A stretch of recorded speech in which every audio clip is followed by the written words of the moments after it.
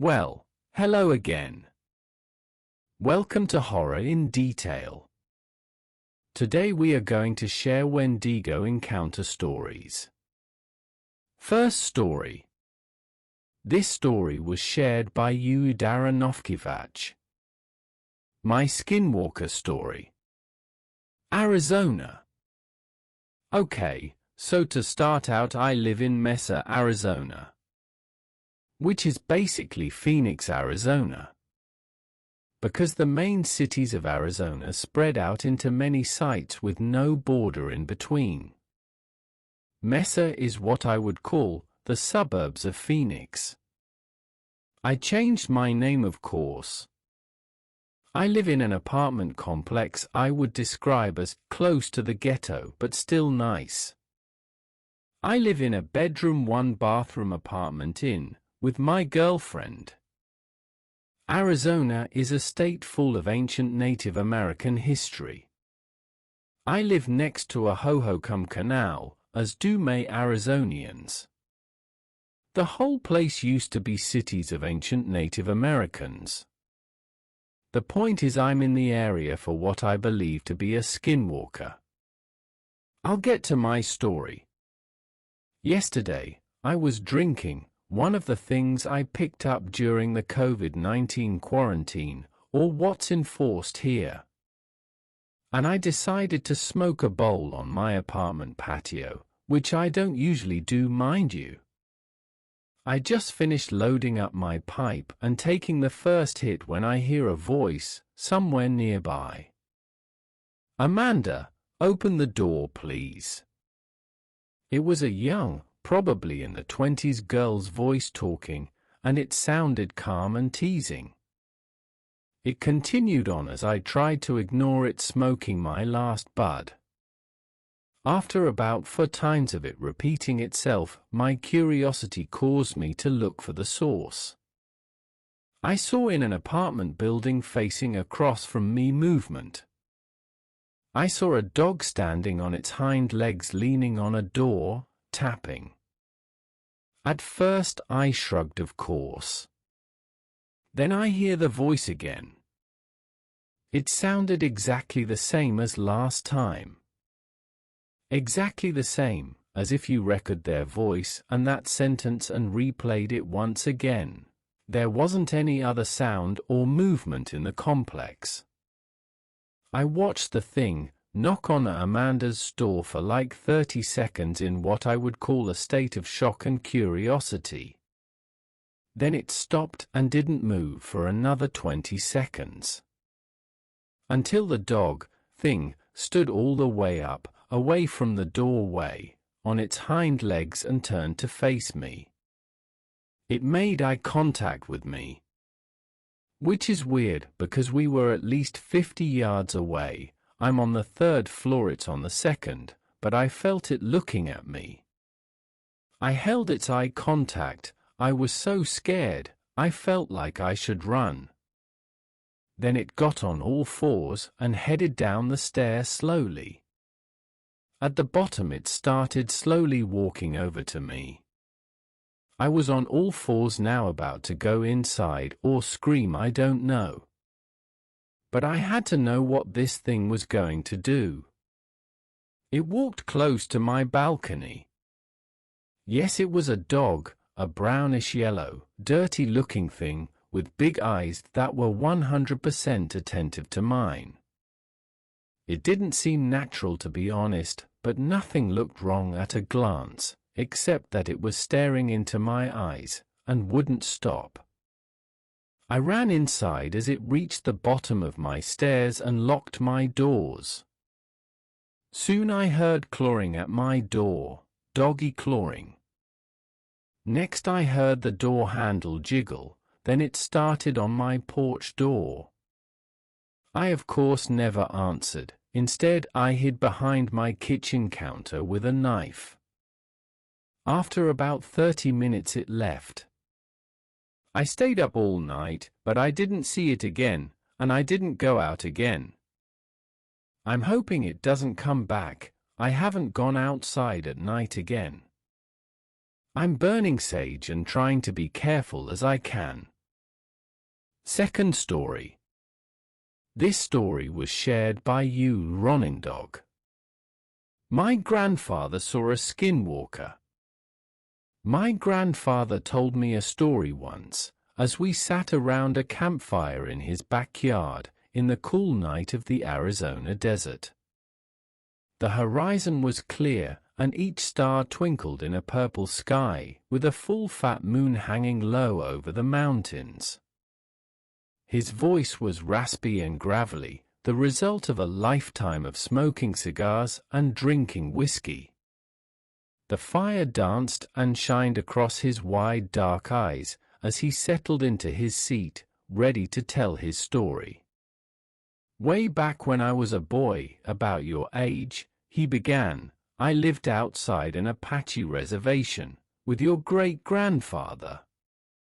He had returned from the war, and set about raising horses and cattle, on 100-acre ranch settled between a brambly mountainside, with dirt good for growing thorn brush and not much else. One night, my mother was sick, and Pa and I took a trip into town, about 50 miles away, straight through a dry desert, over a washed-out creek, and some old abandoned farmsteads. The fire sparked, and a log cracked, jolting me out of the story. What next? I asked. Settle down, boy, you'll hear soon enough. Pa and I were driving in an old Ford pickup truck. I remember it was dark out, inky and thick, with only the lights of our old truck lighting up the road. I remember, too, when the engine began to sputter, and the truck slowed to a jerky stop. God damn it, Pa said, guiding the Ford to the side of the road, as it coasted to a halt.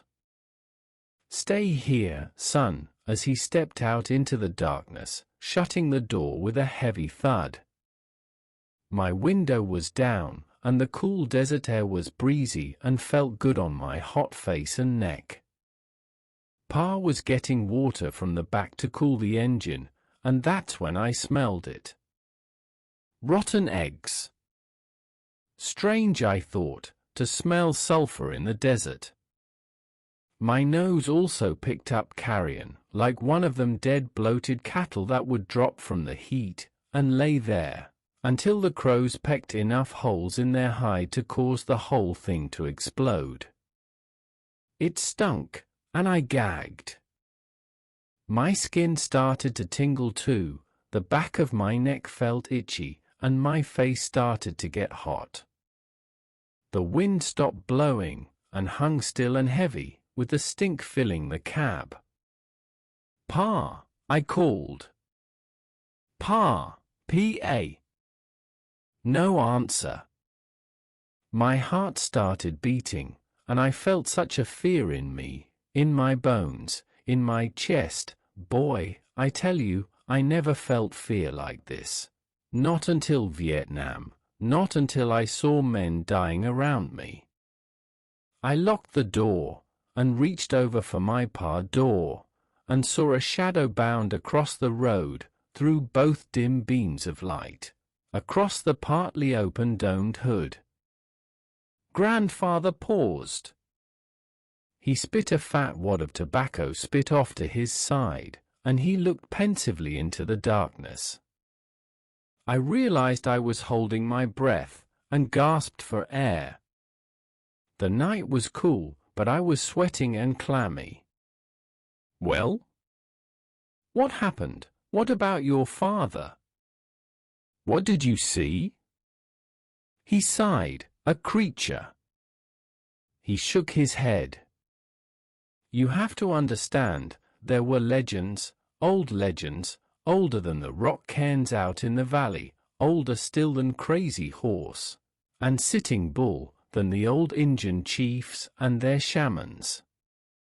The Apache, and Hopper, and Cherokee, and all them old tribes and First Peoples, they told tales, old stories, about dark Injun magic, a deal made with the old spirits, of blood sacrifice, to gain power, old power, enough to fight each other, and the Spaniards, and later the white men that came for their land and women.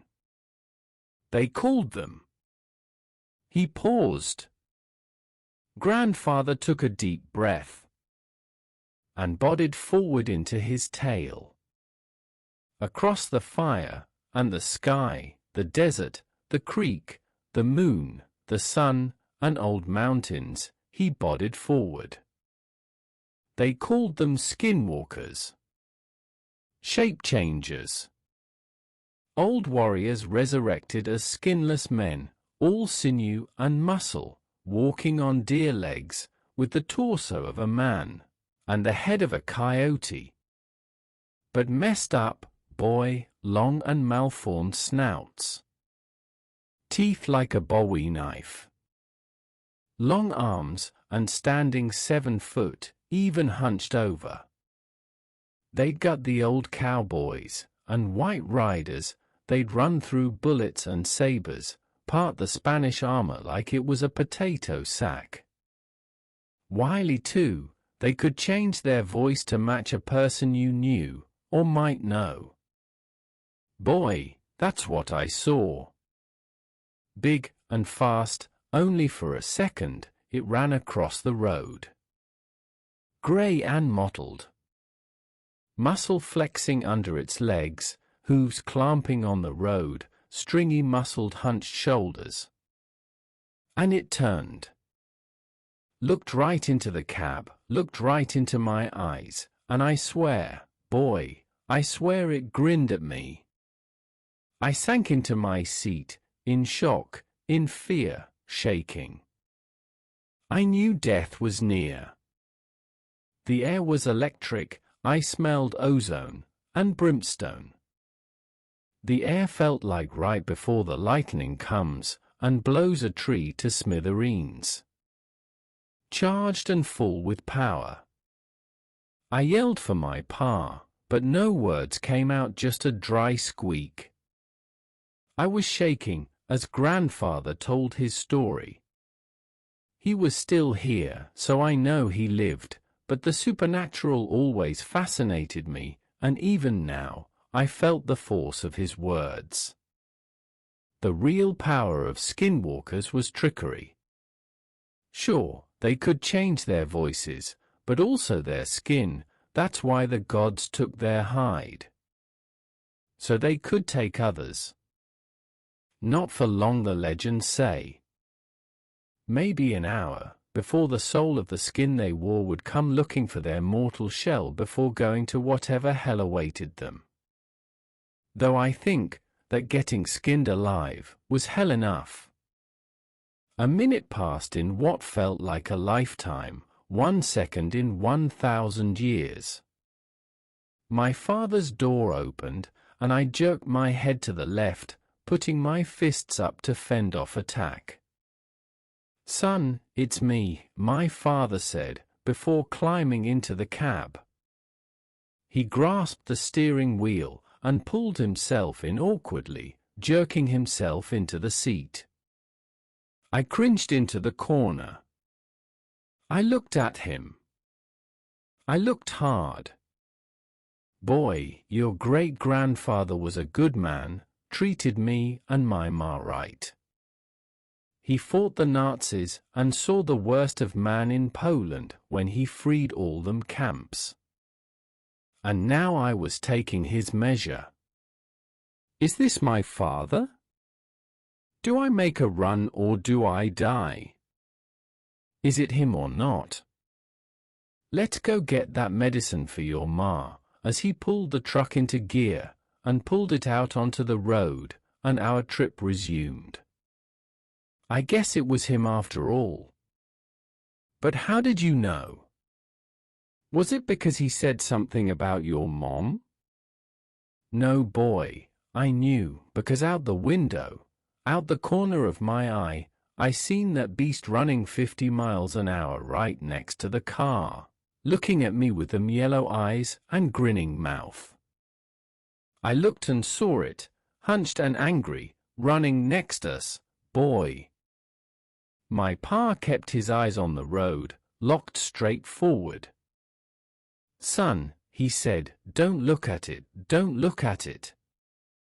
That's how I knew, boy. Third story. This story was shared by Yoon Schaupt. I think I met a skinwalker. Growing up in Arizona, myths and legends are a part of life. Native traditions, mystic places, vortexes, UFO abductions, and dozens of other stories of the unknown that I always found fascinating. I grew up spending a lot of time wandering around the desert and the mountains, hunting, camping, etc., so I felt very at home in the wilderness. One late spring day on one of my many hiking adventures, I wandered off trail and after several hours came upon a small group of old mud adobe houses. A few people heard me coming and came out of the houses to investigate, and after apparently making the collective decision that I was not a threat, one of the elders dressed in old-style traditional native clothing and a headdress came over to greet me.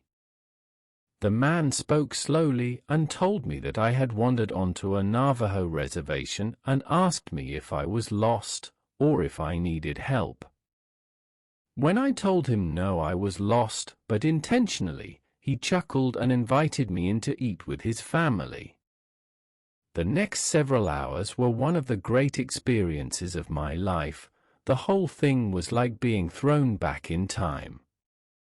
While we ate and talked, others from the surrounding houses began coming over to join us, and I got the feeling they didn't get many outside visitors.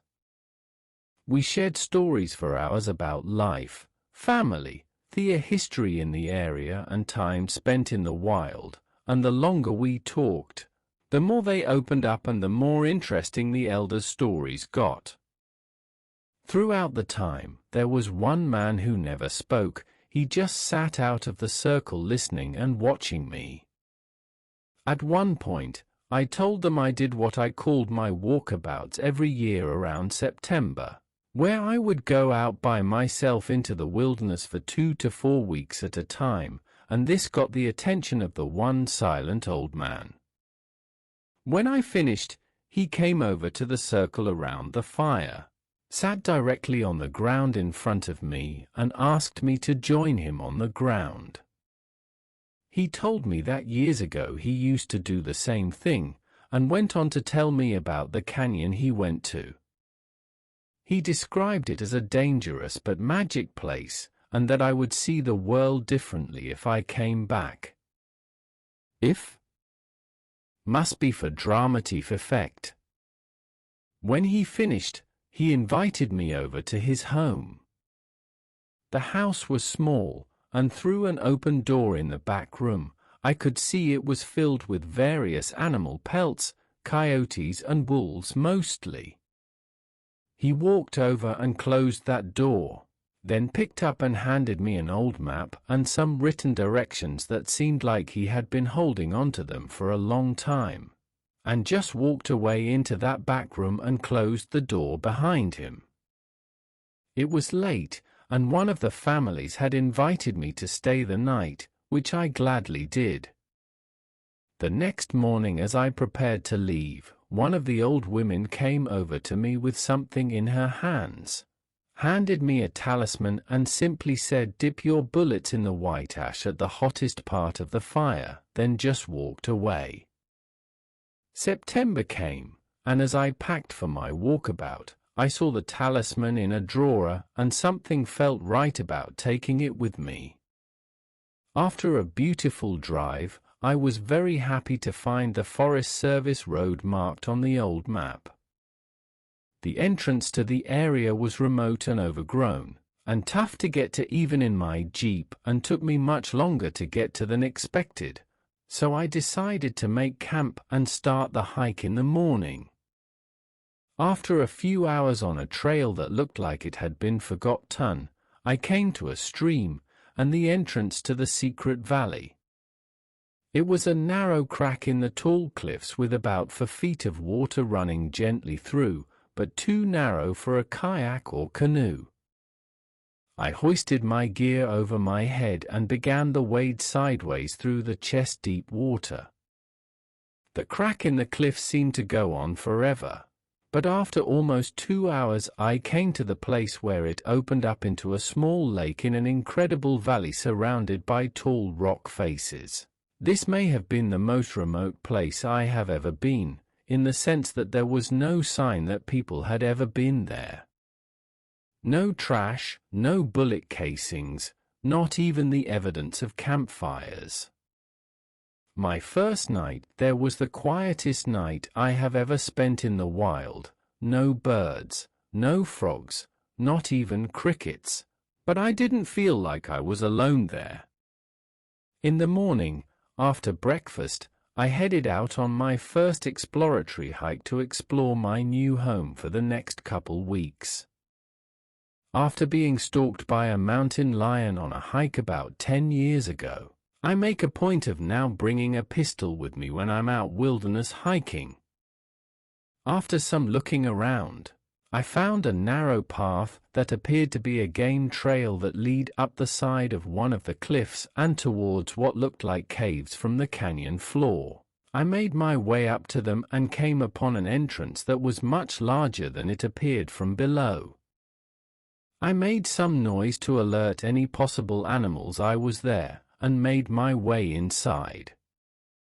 The cave was an expansive single chamber that went back a couple 100 feet. As I walked, I inspected as much as I could see with my light, but there was no tracks of any kind in the dirt besides mine. So I decided I was alone in there and pushed on towards the rear of the cave. As I came around the last bend in the cave and approached the end, my headlamp panned across a large pile of bones, some animal, some human, and a very old-looking, small candle sitting on a natural stone shelf. This is the first thing that has scared me in as long as I can remember, but focusing my wits I remembered that there was no other tracks in the cave and figured it was all from a long time ago. I was still a little uneasy as I exited the cave, and was ready to get back to camp. As I came out into the light, about 75 feet away, there was the largest wolf I have ever seen that looked like it was coming down from standing on its hind legs. It dropped down to all fours on a rock, just began staring at me, not growling or baring its teeth, just staring. I pulled my .45 and fired 2 shots up to the side of it to scare it away, but it didn't even flinch. Not only have I never seen a wolf in this part of northern Arizona, but I have never seen a wild animal that did not at least flinch at the sound of a gunshot. We both stood there staring at each other for a moment. I turned and set my backpack down to grab my binoculars and get a little closer look, but when I turned back, the wolf was gone. I made my way cautiously down the path back towards camp. I have encountered wolves before, and usually it's not the one wolf you can see that should worry you, it's the ones you can't see, so I was extra cautious for the return trip. Back at camp, I made sure my gun was fully loaded, and got my recurve bow strung just in case the wolves came back.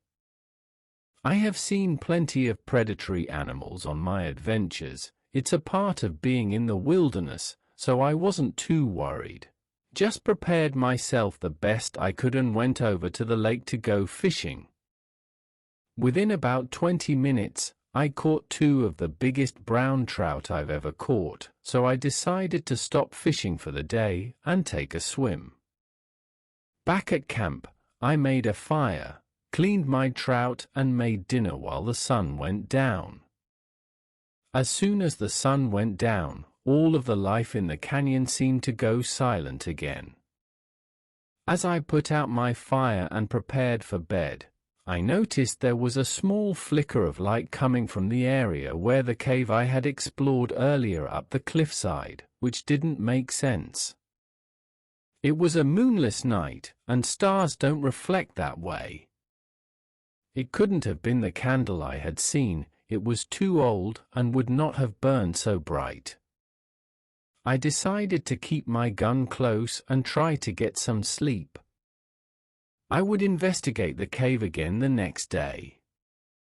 When I woke at sunrise, there was a haze along the ground throughout the whole canyon floor, but as the sun rose it disappeared quickly, and the area came back to life. I made my breakfast, gathered my gun and bow, and headed back up towards the cave. When I reached the entrance, I saw there were still no tracks besides mine around the entrance and decided to push up the hill further. Just a little further up, I came upon the entrance to another cave, much smaller than the first one. There was a small flat landing with a large, heavily twisted juniper tree that to my absolute surprise had many small objects hanging from thin, old-looking ropes tied to the branches. There were bones, but there were also old things definitely made by humans, and looked like they were old Native American artifacts. Thinking I might have found the spot where the old man I met on the reservation had stayed when he was there decades ago, I went into the cave. This cave was much different from the first one. Just a few feet in, I noticed the walls were covered in what looked like ceremonial cave paintings. As I pushed further back, the cave got dramatically colder, much colder than it should have been, and the walls were completely covered with the paintings the entire way. When I reached the back of the cave, I was not prepared for what I saw. There was what looked like an old altar made of wood and bones. As I looked around, I saw that a little before the back of the cave, there was another shaft in the ceiling that went up, and on a ledge about 25 feet up sat the small figure of what appeared to be a woman. She was small and pale with her face painted white, and wearing something like a crown made of woven branches with two small antlers at the front. I stopped and stared for a few minutes, and the figure did not move, so I assumed that it was mummified remains from a long time ago. Not wanting to disturb a burial site, I turned to walk back out of the cave, but I began to walk. I heard what sounded like a faint voice in an unknown, ancient language. I instinctively looked back up towards the figure, but it was gone. I was immediately terrified, and ran from the cave as fast as I could get out, but my headlamp flickered and died. I made my way out, feeling along the wall to find my way, and the whole way I felt like there was something right behind me. When I saw the first light from the cave entrance, I began to sprint towards it. Just before I made it out, I looked back and there was nothing, so I slowed down, but I could still hear the faint voice and the volume never changed. When I got outside, all the bones and artifacts hanging from the tree were gone. I ran down the path as fast as I could, headed back to my campsite by the lake. Just as I reached the floor of the canyon, I noticed the large wolf at the tree line to my left, but this time it stayed standing upright on its hind legs. I stopped running, hoping to not initiate its predatory response to chase me, and again, it just stood there staring at me. I reached my campsite safely and immediately began packing up. It was too late in the day to make it out before dark, and I did not want to make the hike out at night with all that was going on. I moved my tent so it would back up to the canyon wall by the crack in the cliffside, so I didn't have to worry about anything sneaking up behind me. I built my fire much larger and knew I wasn't going to get any sleep that night. Just as the sun was going down, I began to hear noises coming from the trees, and I felt like I was being hunted. Finally, in the last light of day, I saw the wolf slowly walking around by where the path led out of the trees, and it began to slowly walk towards me. This time I drew my gun and fired towards the creature, intending to hit it, and while I saw a couple hit the dirt around it, several bullets hit it. Several rounds from a .45 will at least slow down anything I've ever encountered. But this giant wolf kept walking towards me like nothing had happened. I continued to fire at it until the inevitable click of an empty magazine. I reached down and fumbled around in my backpack looking for my other magazines to reload, and as I lifted it, the talisman the old woman gave me fell out onto the ground. I picked it up and put it around my neck and immediately remembered what she had told me: dip your bullets in the white ash. I looked around, but didn't see my backup magazines, so I grabbed my bow, pulled an arrow that was tipped with a hunting broadhead and dipped it into the white ashes, drew and fired. I hit the creature just in front of its right hip, and it let out a noise somewhere between a growl and a person screaming that made my blood curdle. I can hear that noise in my head to this day. It immediately turned and ran back to the trees, and in the flicker of the firelight I saw the small women with the antler crown standing there waiting for it. They both retreated into the trees, and for the rest of the night, I could hear the same faint voice I had heard in the cave. I spent the night outside of my tent, as awake as I have ever been, but no longer afraid, and at dawn finished packing up so I could get out of that canyon. The next spring, I went back to the small group of houses on the Navajo reservation I had found the year before. I was wearing the talisman as a necklace, and the first person to greet me was the woman who had given it to me, and she ran up to give me a big hug.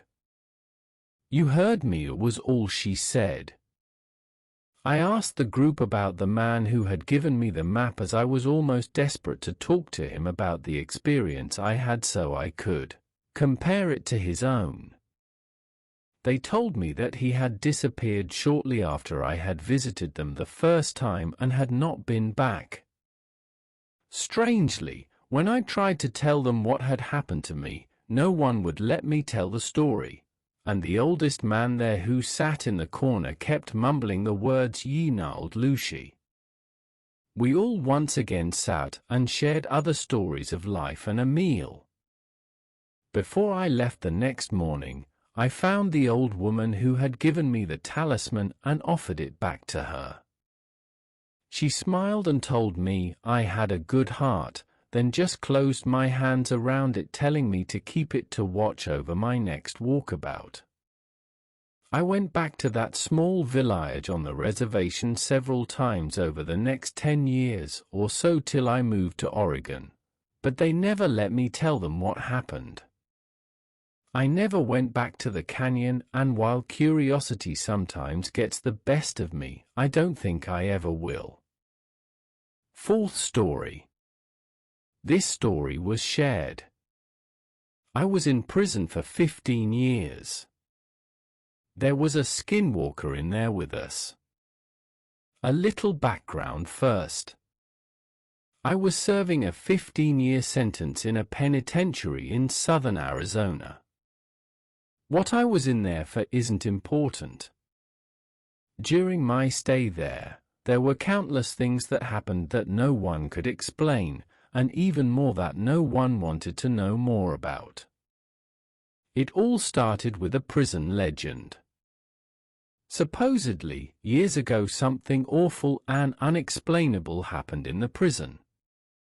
Every morning we'd be woken up and expected to stand near the front of our cells while guards visually confirmed we were present and accounted for. Apparently, about a year before I got sent there, the most brutal and unexplainable thing happened during one of these routines. A man who had a cell to himself looked very off during this check. When a guard pulled over another guard to help him check it out, they found it wasn't actually the prisoner they were expecting at all. It was a totally different man. This man was wearing the skin of the other man over him. Loosely fitting, draped over him, apparently looked like a real monster. The scariest things was the guy wearing the skin was not an inmate. They had no idea how he even got into prison, let alone a cell. What's worse is that they couldn't even figure out who the hell he was. He wasn't documented anywhere. And what's worse than that? They never even found the body of the man of the skin he was wearing. Pretty grisly stuff, I know. And I realize that's not the go-to definition of a skinwalker, but that's what the prison called him. The skinwalker. Didn't help that the guy never talked apparently. Anyway, that's what started the whole skinwalker superstition around the yard. Apparently, the guy got shipped to a different spot about a month after it happened, and just about everyone in Gen Pop felt all the better for it. I heard about the story on the second day of my stay. Hell of a story to hear to place in your home for the foreseeable future. Now onto the real shit though. Sure, that guy was the skinwalker, but all he did in the long run was get an old-lifer Navajo inmate to tell everyone about actual skinwalkers. It seemed like a lot of the prison culture actually revolved around them. Now, apparently, skinwalkers are tricky to point out on the spot, but if you manage to survive around one for more than a minute or two, almost everyone can tell the mannerisms are all off. They can mimic human speech but not replicate it. They twitch manically. They have an unnatural gait while walking. But apparently they got better with experience. The old Navajo guy, his name was Carl, said that he was sure there was an actual one among the prisoners, slowly picking us off over the years. He called it the Grandmaster Skinwalker at one point. Apparently he thought it had human mannerisms down so well that you might not even be able to tell if it was your cellmate for a day or two. It had to be good, he posited one night. He would expect a skinwalker to jump at any opportunity for a kill. But this one realized it had a revolving door of people to kill coming to it, and masterfully bided its time, as Carl thought, for years. A lot of guys found humor in it. A lot more were really on edge about it. Every once in a while in prison, people snap. Sometimes you'll find your cellmate swinging in front of your bunk, strung up around the neck by his pant leg. Sometimes you just can't take it anymore. But in our yard, people tended to snap in a very special way. It wouldn't be an outburst at dinner or a silent suicide in the night. Guys would just stop talking, hunch over and shuffle around. Any friendships they had would be mostly out the window. They would turn into a loner during rec time. They would let their hair hang in front of their face. No one liked to talk about it. Like if they did, it would happen to them next. I felt the same way. I didn't know if it was a skinwalker or just people going crazy. But I didn't want to find out. It wasn't clockwork or anything, but every time someone snapped in this way, it wasn't more than a couple weeks before they were shipped off, or transferred to God knows where without anyone else knowing beforehand. Then there was the nighttime occurrences. Short, loud bursts of sound echoed through my cell block during all hours of the night on a regular basis. It sounded like a mix between a pig's dying squeals and nails on a chalkboard. Just another thing no one liked to talk about. Even scarier were the shadows and footsteps. The block was dimly illuminated in the night by a few lights hanging from the ceiling outside the cells. I myself saw shadows flit across my walls on a regular occasion, when there were definitely no guards near my cell.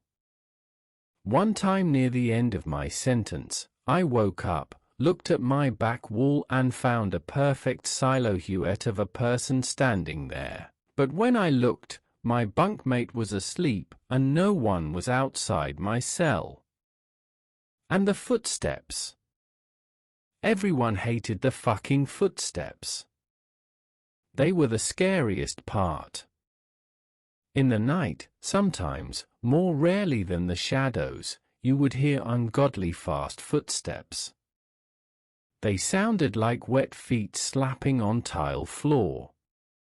Whatever caused them would fly from one end of the block to the other in a dead sprint. Whatever it was inhumanely fast. If you happened to be awake before it started, by the time you heard the footsteps on one side of your cell and whipped your head around to see the thing run by, it sounded like it was 3 cells past you. Everyone hated the footsteps. I agreed. I thought they were the worst. I was released from that place about a month ago, and I have more stories than I can count. I swear it was nearly my turn. About a week before I was discharged, my cellmate and a good friend of mine snapped. In the same kind of way. I didn't sleep for an entire week. Well, I did sleep, of course, but never for more than a few minutes at a time. Never turned my back on the guy. The scariest thing? I woke up one night to him somehow snaking his body through the bars of our cell. For reference, I couldn't get anything past my shoulder through them. The worst part, though, he was coming back into our cell. On the day of my release, I didn't say a word to him. Just left. He seemed fine with it, so was I. I had made it through 15 years of prison fights, gang disputes, and for all I know, Skinwalker abductions. I left through the front gates, a free man. As I walked along the fence for the rec yard, I spotted my cellmate, standing off on his own, like he had for the last week or so. I shook my head, not even really sure if it was him anymore. I took one last look over the yard, this time from the other side of the fence. I wish I hadn't.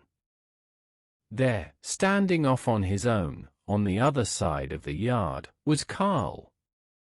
Slouched over, eyeing the other inmates, and twitching manically. 5th story. This story was shared by you, truth_by_fire.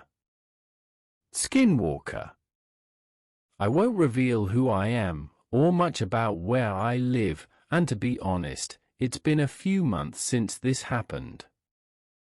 But I just came to terms with it now. And I have to warn people about what's out there, what they knew, what we don't. Warning, this is a very long read, and some of the content below is very disturbing. But I can't hold back. Here's my story. Occasionally, I like to go hiking with my friends. There's not much more to do, honestly. We live in a small mountain town in Colorado. It was fun at first, but by now, we know the trails by heart. By the end of last summer, there was only one we hadn't tried. Now, there's a reason for that. The trail goes right through a portion of the forest that the Ute people considered sacred. I'll admit, I have hang-ups when it comes to these things.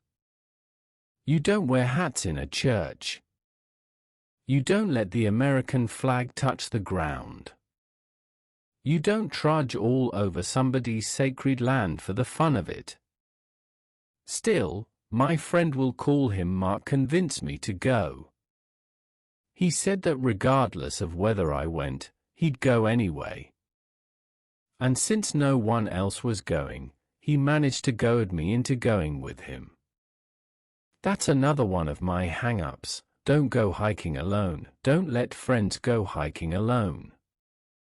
Too many tragic news stories start that way.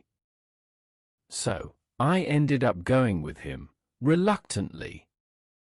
The whole way there he was talking about how this was the coolest trail he'd ever been on. Yes, he had been there before, though only once. His manipulative ploy had been to get me to come with, so he could show me. He admitted this all in the casual way that friends admit being asses to friends. Sometimes, I didn't blame him. I had a tendency to have a stick up my butt, and what followed only reinforced it. We arrived at about 9, I remember, giving us plenty of time. It was farther away from town than most trails, and it wasn't near a paved road, so there was a lot of walking just to get there. No tourist knew about it, a lot of locals and even some Ute didn't know about it. But if you followed a game trail through a bunch of trees, it would widen out and lead its way through some mountainous, densely forested terrain. What struck me was how quiet it was. This, apparently, was what Mark found so awesome. For some reason, in this particular place, you couldn't hear any birds chirping or any wildlife whatsoever. It was complete and utter silence. Eventually, I had to urinate. I stepped off of the main road, just so Mark wouldn't see me. As I was going, I spotted something through the trees. It looked like some sort of clearing, just past a shallow creek, with a log going over it. My curiosity got the better of me as I looked at the log. It didn't seem to be an act of nature. It was a makeshift bridge, I was sure. True enough, when I tested it, it seemed to be stable. I put one foot in front of the other and crossed. When I reached the other end, I pulled my way through some trees and saw the first image of the day that I will never forget, though to many, it wouldn't have seemed like much. In front of me, there was vegetation, trees, ferns, and brush, but suddenly, it all stopped. Within a perfect circle, surrounded by small, perfectly arranged rocks, there was nothing but smooth dirt. It was strange, not in the least, because the shape of the rocks was absolutely perfect. They were partially submerged in the soil, and fit together like bricks. Every single one of them was the same uniform white color, and as I got closer I saw things had been carved on them, symbols. They were old, very old. Even if I had understood them, their distinct shapes had been lost over the years. That was strange, but what disturbed me was that this circle wasn't actually perfect. On one edge, just one, a group of rocks had been kicked up. They were scattered around, as if they actually had been a perfect brick wall, and something had shattered them. In this area, the otherwise perfectly smooth dirt had been kicked up. There was something about it that just unsettled me. As quiet as the entire forest was, it felt quieter here. I quickly turned around and went back to Mark, who made some lame number 2 joke. I should have forced him to leave right there.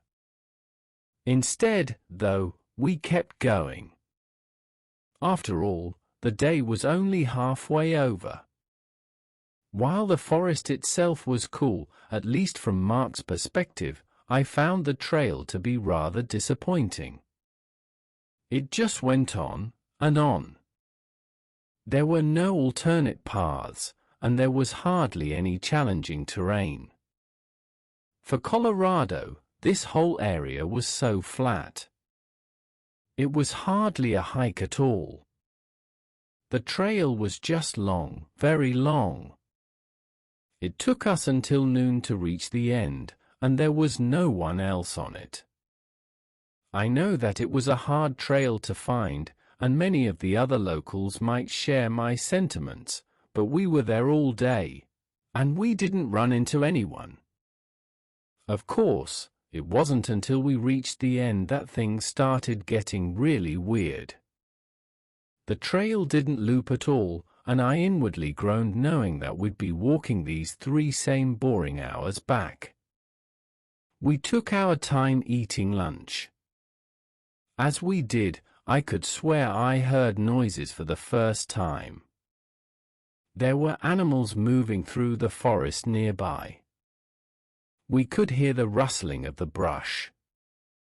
I looked and saw through the foliage the vague outline of a single buck's head moving past us. It was odd, but I dismissed it. We packed up what was left of our lunches and started the trek back. Every once in a while, I would hear the rustling again. I'd look into the trees, and oftentimes I would see the buck's head. Eventually, though, I noticed that it was making far too much noise, and was doing so far too frequently. I told Mark to slow down and stop, and being Mark, he cracked a joke about it. But finally, he went silent. And we both still heard the rustling. Now even Mark was a little freaked out. He turned back and saw the vaguest outline of the buck's head again. This time, to me, there seemed to be something wrong. The head was far too high up, around the higher branches of the trees. I noticed it. Mark didn't. I should have said something. But I didn't have time. Just as soon as it was there, it was gone again, going off further into the forest. I remember Mark talking about how deer were annoying as hell, about how he was going to scare it off, or something. I don't remember exactly what he said, and that bothers me, because I should remember. He was one of my best friends.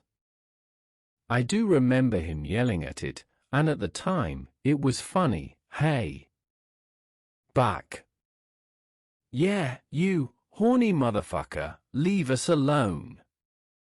He walked off the road and disappeared down a ridge, behind a layer of trees, pursuing it. For a minute, there was silence. That minute became 2. Mark? I called out. No answer. 5 minutes passed. I climbed down the ridge after him. Mark? I followed the general direction he had gone in, keeping the way back to the road in mind. I wouldn't go far, I knew, because he was smart enough not to go far. He hadn't. After a short time, I found a place where there were signs of a struggle. In addition, there was blood. There was a lot of blood. It was all over the trees and the ground. I cursed to myself. There were other things, too, in addition to the blood. Pieces of flesh that I didn't like to look at.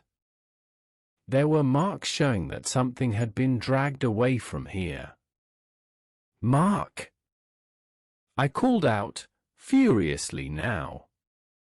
Forgetting the trail for a second, I ran forward, along the drag marks. After running too far to be safe, I reached a small ravine with a creek running through it. I narrowly stopped myself. It wasn't a long drop, but it had hurt you, and a sprained ankle in the middle of the forest was bad news.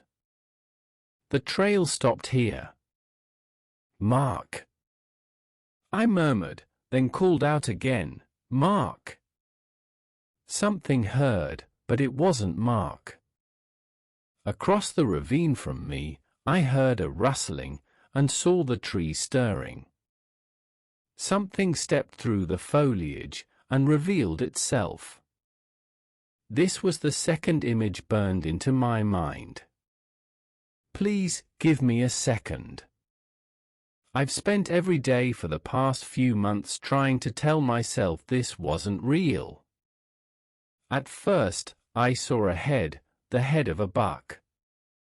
But it came forward, and I realized that it was 7 feet above the ground. I was staring a 7-foot creature straight in the face that had a massive buck's head, but a humanoid body. The creature snorted. Its buck face remained neutral, scared-looking, even, as if it wasn't sure of the malicious whims of the body beneath it. There was blood dripping from its horns, which were not at all like the horns of the average buck, but jagged, pointed, and unorganized. A mess of sharp, bloody points. Its human body was dark-skinned and naked, with very human genitalia. Its penis was dripping blood, just like its horns, implying things that I don't want to think of. I remember both its arms and its legs. They started human, but near the bottom they started distorting and became animalistic. At the ends of its legs were powerful hooves. At the ends of its arms were hands with long claws, every bit as jagged as the horns on its head. In one of those claws, Mark's body was being held by his shirt. I examined him only briefly, just long enough to notice that the shape of his head was not what it had once been. For a moment, there was silence. I didn't scream. I couldn't believe what was in front of me. Then, the creature's ears ruffled. It dropped Mark's body apathetically and started backing up. Its deer head hung lazily to the side as it moved. My brain rang. Suddenly, it's going to jump the gap. It's coming for me. With the logical side of my mind shut off, I turned around and ran, hopefully in the exact opposite direction of the way I came. Behind me, I heard a powerful grunt, and then a scuffle of the monster landing on the bank.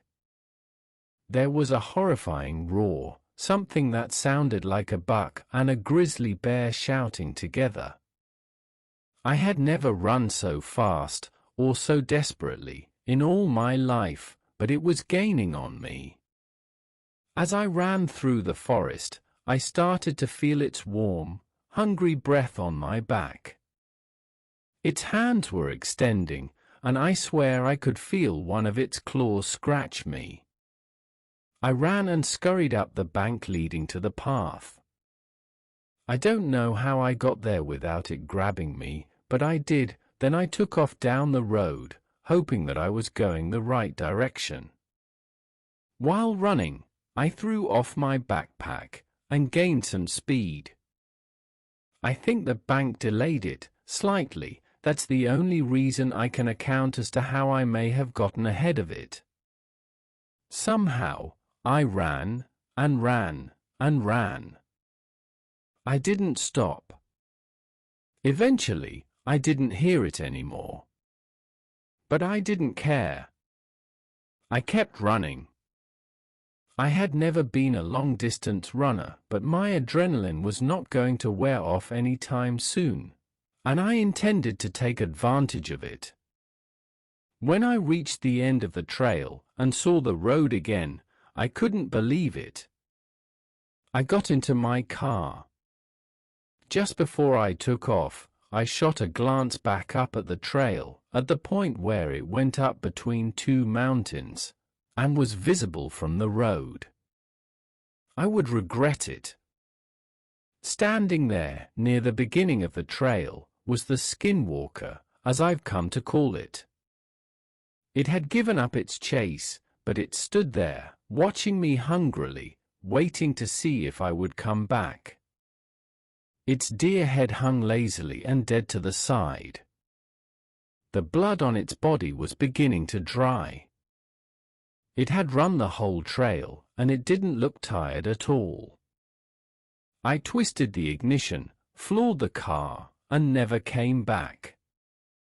They never found Mark, and I would never explain what happened. No one would believe me. Though I needed to tell someone, which is why I'm posting it here. It came back to me in dreams, nightmares. That creature, the Skinwalker.